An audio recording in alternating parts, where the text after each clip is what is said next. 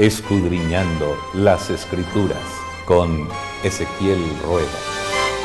Escudriñad las Escrituras, porque a vosotros os parece que en ellas tenéis la vida eterna. Gracias por acompañarnos. Este es el programa Escudriñando las Escrituras. Gracias por compartir en redes sociales que es un mensaje de esperanza. Gálatas es fascinante. Sin duda, estamos en un estudio muy interesante. Estamos hablando de prioridad de las promesas y tenemos un invitado especial. Es nuestro líder J.A. de la Asociación Suroccidental, el pastor Jonathan Gallego. Pastor, bienvenido. Gracias por volver. Gracias por la invitación. Siempre será un placer compartir con todos la lección. Y en lo personal, ¿cómo le ha parecido el estudio de este trimestre? No, pastor, maravilloso estudiar Gálatas, que es un libro bastante interesante, Pablo cuando le escribe a los Gálatas, y ahora poderlo compartir a nivel mundial, todos como iglesia, pues es más interesante aún poder analizar como esos detalles que Pablo nos menciona y nos dan fundamento de fe, como es la salvación por la fe.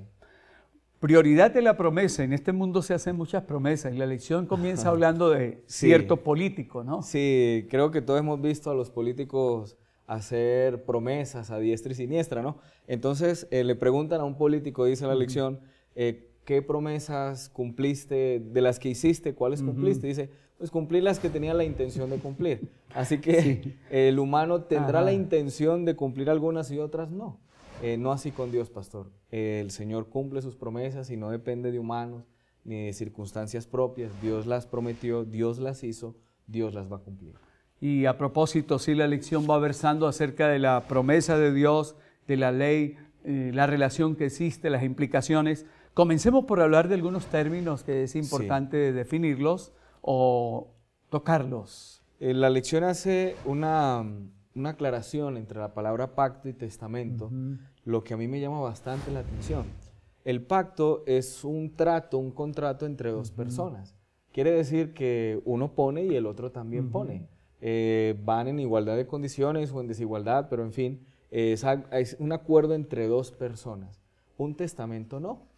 Un testamento es algo que una persona le hace a otra, sea que le deja algo, le encarga algo o alguna situación, pero es algo en una sola dirección, no como el pacto que es bidireccional. Entonces la pregunta es, ¿Dios hizo un pacto o un testamento? Si hizo un pacto, pues entonces depende de nosotros, como humanos, el contrato que hagamos con Dios. Pero me gusta mucho que el autor de la lección habla de que fue un testamento. Quiere decir que la promesa no está basada, pastor, en respuestas humanas o en respuestas nuestras. Está basado en lo que Dios ha prometido. Eso es mucho más maravilloso porque el elemento humano es variable, voluble, cambia, falla, se equivoca, se arrepiente, pero Dios no. Dios es inmutable, Dios va a permanecer siempre en esa promesa. Eso me da tranquilidad a mí, porque si se basara en un pacto mío con Dios, Señor, bueno, yo te ofrezco ahora te estoy diciendo que te voy a prometer esto, pero como cual político podemos no cumplir. Fallar, sí. No, y es importante esto que usted subraya, pastor, porque ahí encontramos entonces que ese pacto o ese testamento se basa únicamente en la voluntad de Dios. Correcto. Y además de eso, que es una promesa. Es una promesa. Más bonita la palabra todavía, testamento a promesa, es una promesa de Dios para nosotros. Porque Dios no rompe promesas, así Dios que eso es una seguridad. Démosle esa seguridad al televidente que de pronto está pensando, ¿y podré yo cumplir? ¿Podré avanzar adelante? ¿Será que Dios sí me ayuda? Hay personas cuando están conociendo el Evangelio, pastor, que se acercan y nos dicen, pastor, su iglesia es maravillosa, lo que ustedes predican es maravilloso, pero yo no me veo capaz de cumplir. Y es ahí donde entran las promesas del Señor. No somos nosotros los que cumplimos. Así es. Lo único que nosotros hacemos es dejarnos, llenar por el Señor. Y es el Señor el que va a cumplir en nosotros. Esa es la clave de todo. No somos nosotros, no tenemos fuerza. Es verdad, nosotros no cumplimos. Pero Dios en nosotros sí cumple. Ahí es donde radica la promesa del Señor, que es Él el que va a hacer todo. Así que quien nos esté viendo o escuchando, pues sencillamente no creas en ti, está correcto no creer en ti, cree en Dios y en sus promesas. Las promesas que el Señor tiene son eternas y no van a romperse jamás. Dios las ha hecho por toda la eternidad para nosotros. Lo prometió, lo cumplirá, ¿no? Así es. Entramos a otro aspecto, pastor, que es la fe y la ley, en un mundo donde se escuchan muchas voces, Y algunas de ellas dicen, no, estamos bajo la gracia. Eso fue pacto antiguo, eso ya quedó abolido, ahora vivimos en otra dispensación. Pero ¿qué aclara la Escritura esta semana? Correcto. El apóstol Pablo pues trató de resaltar mucho la fe, porque somos salvos por fe. Es una verdad que desde antigüedad no se tenía. La gente cree que tenía que ganarse el favor de los dioses para poder ser salvos, y por eso era el tema de los sacrificios. Hablo a nivel pagano, sacrificando hacia el dios Sol o hacia la luna o hacia el dios tal o X. Era una costumbre creer que la gente se ganaba el favor de los dioses a través de ciertos actos de sacrificio. El apóstol Pablo se coloca en el tema de enseñar que nosotros somos salvos por la fe. Pero entonces algunos creyeron que Pablo estaba invalidando la ley, es decir, ya no es necesario la ley, somos salvos por fe y se acabó el asunto. Pero Pablo no, en muchos de sus otros escritos empieza a mencionar, por ejemplo, Romanos 3:31. Ese es clave, me Ese parece, es clave, pastor. por supuesto. Muy claro. Porque él mismo hace la pregunta, luego por la fe invalidamos entonces la ley, y él se responde y dice, de ninguna manera. Al contrario, nosotros confirmamos la ley. Más adelante dice, porque la ley a la verdad es santa, el mandamiento es santo, justo y bueno. Uy, ese texto unido al anterior que usted menciona es muy concluyente. Por supuesto. Está revelando el carácter de Dios, la ley. Correcto. Santo, justo y bueno. ¿Quién es el único que puede compararse de esa manera? Pues el mismo Dios. Y viene, pastor, de haber dicho el apóstol en ese Romanos que está citando de que no hay justo ni a un uno. Pero de pronto aparece la ley y dice, mire, la ley es santa, justa y buena. Correcto. Está describiendo el carácter de Dios revelado en la ley.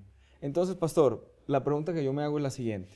Ok, supongamos que la ley ya no es válida, supongamos que ya no es necesaria, que ya quedó clavada en la cruz, como algunos dicen, ¿no? Correcto. Entonces, yo acepto al Señor, ¿cómo me identifico con el resto del mundo? Si ya puedo robar, puedo matar, puedo hacerle mal al prójimo, puedo irrespetar al mismo Dios, igual. O sea, porque si ya no hay ley, pues ¿qué me condena? Sí, no hay nada. Nada me dice que no lo puede hacer, pero igual acepté al Señor. Entonces es ilógico. Si yo acepto al Señor, debe haber algo en lo cual yo me identifico en que sigo al Señor y me diferencia del resto de las personas. Ahí es donde entra la ley. Claro. Ahí es donde entra la ley. La ley no invalida la fe ni la fe invalida la ley. Son complementarias. Yo guardo la ley porque soy salvo por fe. Correcto. No soy salvo por guardar la ley, soy salvo por fe. Pero como soy salvo, como me han regalado la salvación, pues yo me identifico ahora, Señor, ¿qué quieres que yo haga? Pues guarda mis mandamientos. Sí, estamos diciendo entonces, pastor, que lejos de la fe de invalidar la ley, esa fe que es genuina nos lleva a una disposición sin reservas a obedecer a Dios. Por supuesto, cuando yo acepto al Señor, reconozco lo que Él ha hecho por mí, acepto lo que Él ha hecho por mí en la cruz y en todo su plan de salvación y en todo el proceso, pues yo me cuestiono y digo, bueno, Señor, gracias por hacer esto por mí, te acepto, ¿qué quieres que yo haga? Y es ahí donde aparece la ley como un acto natural del cristiano por haber creído, aceptado esa salvación por la fe. Así es. Usted dijo también algo muy importante. ¿Qué norma o qué principios tendríamos para determinar la experiencia de un verdadero creyente? ¿No? Si no hay algo en que podamos mirar. Correcto, si no hay ley, pues, ¿qué me identifica a mí? Si algo que me dice, mira, no mates, bueno, Señor, yo no mato. Mire, no robes, ok, yo no robo. Por la fe, yo acepto ese mandamiento en mi vida, sé que al final no es una carga para mi vida como algunos creen, y aquí aprovecho de pronto para hablarle a nuestros jóvenes. Importante. Sí, jóvenes, a veces nosotros creemos que las normas son una carga, son un malestar para nosotros. No es así. Las normas en casa y hablando aquí espiritualmente son una protección, son un cerco para nosotros. Que si nos mantenemos en ese cerco, pues el beneficiado somos nosotros mismos. Si no robamos, si no matamos, si no mentimos, esa paz interior nos la va a dar el Señor a través de guardar sus mandamientos. Al final los beneficiados por guardar la ley ni siquiera es Dios mismo, somos nosotros. Si quitamos la ley, pues imagínese, pastor, ¿qué identificaría el cristiano a usted y a mí? Nada. Seríamos como cualquier persona del Cualquiera mundo. podría reclamar que es un fiel cristiano, pero ¿con qué lo comparamos? ¿Con qué miramos? lo sustenta? ¿Cómo lo mira? ¿Qué cambio ha producido eso en su vida? Solo a través de la ley. Así es. Y podríamos en este punto detenernos muchísimo, ¿no? Sí, porque claro, por la ley supuesto. es el espejo, la ley es el ayo, la ley es que me guía, el fin objetivo de la ley es Cristo. Correcto. Bastante. Es ahí donde entra al día siguiente, Ajá, donde correcto. menciona el propósito de la ley. Exacto, Y eso vamos me a encanta. ¿Cuál es el verdadero propósito de la ley? La ley fue dada para que el pueblo tuviera una carga adicional, o para que el pueblo, si no soy salvo por la ley, entonces ¿qué sentido tiene tenerla? ¿Cuál es el propósito en sí misma? Y es ahí donde menciona pues la Gálatas 3 del 19 al 29, donde dice, bueno, el propósito de la ley. Y allí en el 24 menciona algo, pastor, que me gusta usar mucho en los mensajes, y es, la ley ha sido nuestro guía para llevarnos a Cristo. La ley en sí misma nos salva. Por guardar la ley yo no me salvo. Como el espejo no nos puede peinar, Correcto. ni lavar el rostro. Correcto. De hecho, yo uso Sí. ese mismo ejemplo porque creo que es el que más se aplica. Si yo salgo a la calle manchado en mi cara, sobre todo en los lugares donde yo no me puedo ver a mí mismo, porque hay lugares donde yo me puedo ver y corregir, pero necesito un espejo para verme en aquellos lugares donde yo no puedo verme a mí. Ejemplo, mi cabello, yo no puedo verlo. Yo dependo de un espejo o de alguien que me diga que estoy peinado o no, o una mancha en la cara. Supongamos, pastor, que salgamos a la calle despeinados o con una mancha en el rostro, y pues nadie nos dice, y nosotros caminamos y caminamos por ahí y nadie nos avisa ni nos dice, excepto cuando llegamos a casa de nuevo y nos vemos en un espejo. Nos vemos en ese lugar donde no nos podíamos ver a nosotros mismos y nos está indicando que estamos mal, que estamos manchados, sucios y que necesitamos lavarnos. No agarramos el espejo para lavarnos, no agarramos el espejo para peinarnos. Agarramos el agua, nos lavamos y volvemos y nos miramos en el espejo. Así para nosotros funciona la ley. La ley es la que me dice que yo necesito de Cristo. Me dice, mira, estás fallando en este lugar. Ve y lávate en Cristo, en la sangre del Cordero. No en sí misma, no es que la ley me salve, pero sí me dice que necesito de un Salvador. Por eso el peligro de quitar la ley. Si yo quito la ley, pues no necesito de un Salvador. Si yo voy en mi carro y me parqueo en un lugar prohibido, y me parqué en un lugar prohibido y llega el guarda de tránsito y me coloca la infracción, y yo, ¿qué puedo decir si era un lugar prohibido? Y tenía su letrero bien definido y fue un acto deliberado de mi parte, o tal vez por ignorancia, pero igual lo hice. Había algo que decía que no podía parquear. Pero si dice que no, si no hay nada, pues yo puedo parquearme donde quiera. Correcto. Y nadie me puede decir nada. Y podría generar un trancón o afectar el tráfico de la ciudad. Y nadie podría decir nada porque no dice que no debo parquear. La ley me dice a mí dónde estoy fallando. Y me dice, necesitas un abogado porque te equivocaste. Busca un abogado y tienes una infracción, que en este caso la paga del pecado es la muerte. Entonces, mira, necesitas un abogado porque estás condenado, porque estás destituido de la gloria de Dios por tu pecado. Ve y busca un abogado. Abogado tenemos para con el Padre a Jesucristo el justo. Amén. Esa es la función de la ley, mandarme donde Cristo. Yo debo tener la ley presente porque me recuerda que yo soy pecador, que no soy, ya no estoy por encima del pecado en el sentido de que ya no, soy pecador y necesito de Cristo. Por supuesto, lo maravilloso de Cristo es que nos recibe tal cual y como somos. No por eso vamos a pecar deliberadamente, pero hay algo que me está recordando que necesito un Salvador y eso es la ley. Lo que no puede hacer el espejo de la ley lo hace Jesús. Correcto. Esa ilustración del espejo que usted tomó tiene por lo menos dos posiciones, ¿no? Hay de quien pretende con el espejo bañarse, peinarse, y eso es imposible, que sería el que quiere por la ley alcanzar justificación. Y hay el que dice, no, espejito mentiroso, no estás diciendo la verdad y lo rompe. No existe. Correcto. Mejor quito el espejito para que no me diga que estoy mal o que correcto. Eso suele suceder, pastor. Sí.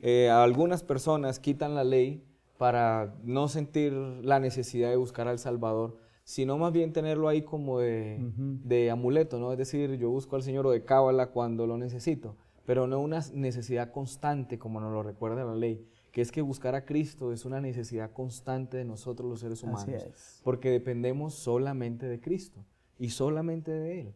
Entonces la ley me recuerda, me está diciendo, me está tocando al hombro diariamente y me dice, mira, Jonathan, ve y acércate a Cristo, porque Cristo es el único que te puede salvar. Bueno, y esto nos lleva al tema de la duración de la ley, esa ley que es eterna. Correcto. Que algunos dicen partió de Sinaí o fue dada por Moisés, pero la realidad es otra. Por supuesto, pastor, pues el apóstol Pablo lo menciona y la Biblia tiene muchos textos donde se habla de la ley. La pregunta son dos. ¿Tiene principio? ¿La ley tiene un origen? O la otra pregunta es, ¿tiene un final? O sea, ¿tiene un término fijo? ¿Esta ley es válida hasta caduca, hasta cierta fecha? No, pastor, la ley es eterna. La ley es eterna, es decir, no tiene principio ni tiene fin, porque como mencionamos ahora, refleja el carácter mismo del Señor, santo, puro y bueno. Y el Señor no es santo y puro y bueno desde el Génesis o hasta que el Apocalipsis termine con los redimidos. No, el Señor es eterno. Claro, ese concepto eterno para nosotros es muy difícil porque nosotros tenemos el concepto de que todo tiene un principio y un final. Pero la ley no. Por supuesto, la pregunta es, entonces, ¿existe los mandamientos, los 10 como los vemos eternamente? Pues seguramente no, porque en el cielo pues el principio o la ley manifestada seguramente no es así 1, 2, 3, 4, 5 hasta el 10. Pero en los principios básicos de la ley sí existen. Correcto. Amar al Señor tu Dios y lo honrarás, lo respetarás con todo tu corazón, con toda tu alma y amarás a tu prójimo también. Entonces, en esos principios la ley es eterna desde antes del Génesis hasta después del Apocalipsis. Y en ese punto me regreso a algo que usted dijo, quizás no lo diga tan exactamente, pero es que cuando el Señor llega a la vida y la ley ya no está escrita en tablas de piedra sino en el corazón, es algo natural que ocurre. Me imagino en un ambiente del cielo. Correcto. No, ¿qué me toca hacer? No, no. Es ya algo que vive el creyente, el salvo. Excelente, pastor, excelente apreciación. ¿Por qué? Porque nosotros, como ya tenemos un corazón corrupto, que se corrompió en algún momento, pues necesitamos un recorderis externo de la ley, ¿verdad? Que es los 10 mandamientos, una tabla en la escritura, bueno, en fin. Pero en un mundo como al inicio, como al principio, en un mundo celestial, pues la ley está escrita en los genes, ¿cierto? Es un acto natural guardar los mandamientos. No, y de paso lo que usted acaba de decir nos lleva a una consideración de la lección, que ¿por qué se proclama la ley en medio de truenos, relámpagos, Dios mismo desciende? Venía un pueblo de la esclavitud y haberse olvidado de Dios. Correcto, sí, que no tenía ni Dios ni ley. Exactamente. Tenían en el recuerdo de Dios. En un mundo pagano. Correcto, y tenían algunas costumbres como pueblo que no habían perdido, pero eran muchos años de esclavitud, donde habían pasado generaciones, pues Dios tenía que hacer un acto donde los maravillara y les entregara pues como los mandamientos, pero no era porque fueron creados ahí. Ya existían, solo que Dios tenía que recordarles, digamos, su ley y por supuesto mostrarles su grandeza, que fue lo que el Señor hizo en el acto del Sinaí. Y es ahí donde aparecen varios textos de la semana. Por ejemplo, me llama la atención uno, el de Génesis 26:5, porque dice que Abraham guardó mis mandamientos, mis preceptos, mis leyes. Yo diría, ¿por qué Dios no dijo Abraham guardó mis leyes y es suficiente? No, mis preceptos, mis mandamientos, mis leyes, como diciendo, por favor, no vacilen, no duden. Correcto. Vean, no es algo de poca monta. Sí. Es algo que viene desde atrás y como por supuesto el pueblo respetaba mucho a Abraham, el recuerdo de Abraham como patriarca, Abraham lo guardó, mis leyes, mis preceptos, mis mandamientos, pues ustedes son descendientes de Abraham, deben hacer lo mismo con la ley que hoy les muestro, dice el Señor. Y el otro, pastor, que me llamó la atención es el relato del maná que caía. Correcto. Porque cuando ese capítulo comienza, da unos puntos geográficos que yo digo no son de adorno, para decirme el pueblo partió de tal lugar, llegó a tal lugar y todavía no ha llegado al Sinaí, pero ya hay que guardar el sábado. Correcto. Y era algo que no digamos que ellos no hacían, porque seguramente tenían el concepto básico del sábado, pero en la práctica, pastor, de esclavos. Sí, olvidaron totalmente. ¿Qué libertad tenían ellos? Eran esclavos, es que no eran empleados, decía, bueno, yo guardo, no eran empleados con derecho, eran esclavos, donde la esclavitud, estamos hablando de muchos años, miles de años atrás, pues era mucho más complicada. De alguna manera, pues el Señor empieza a enseñarles la importancia del sábado, al punto que no cae maná el sábado. Exacto. Que el día de preparación cae doble. Ellos, de entrada, ellos tuvieron que haber dicho, wow, o sea, esto es un mandamiento serio. Claro. Mire que el Señor mismo provee maná, algo tan esencial como la comida, porque alguien podría decir, pero ¿qué le cuesta al Señor hacer llover maná un sábado? Así es. Eso no es trabajo ni siquiera para Dios, pero era ese proceso educativo que estaba haciendo el Señor con su pueblo. Mire, es tan santo el sábado, que yo no quiero que ustedes se desgasten recogiendo y tal, sino que estén de verdad en consagración, en comunión con los demás y conmigo. Entonces les voy a regalar doble porción el día anterior para que no tengan que hacerlo el sábado. Y ese punto nos lleva a que el pueblo sale a buscarlo el sábado y Dios tiene que decir hasta cuándo no querréis dar en mis mandamientos y mis leyes. Ya estaban. Ya estaban, correcto, ellos ya estaban. Sí. Pero el pueblo pues había olvidado pues mucho de lo que era la práctica de guardar esa ley. Pastor, superioridad de la promesa. Bueno, en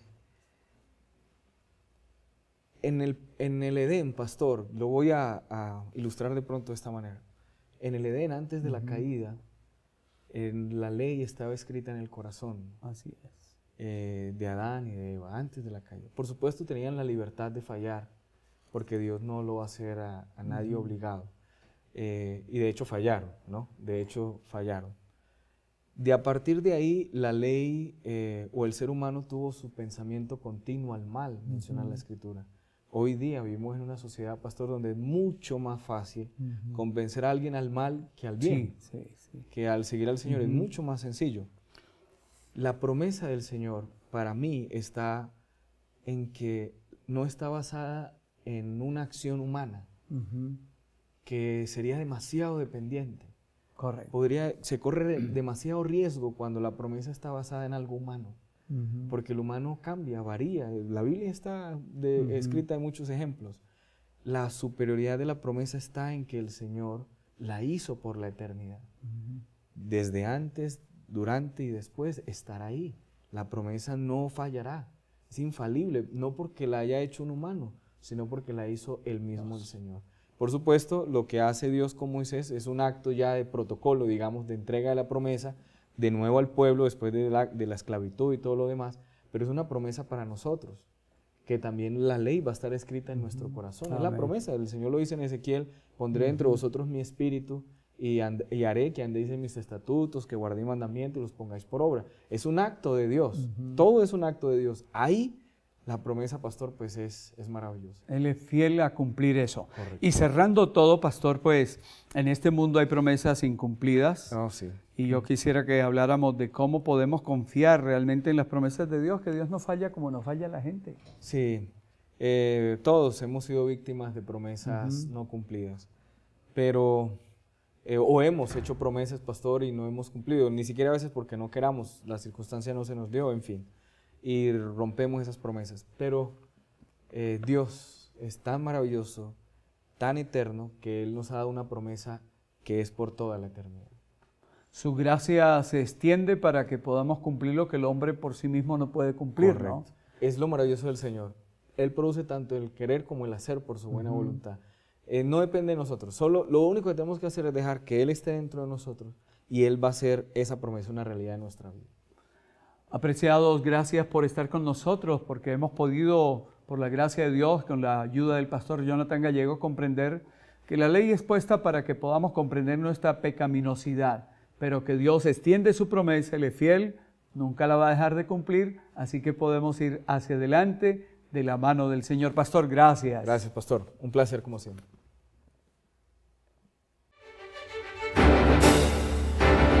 Hacemos nuestros ojos, se acerca su venida, se oyen ya los pasos del Rey que se aproxima. La tarea aún nos queda de anunciar.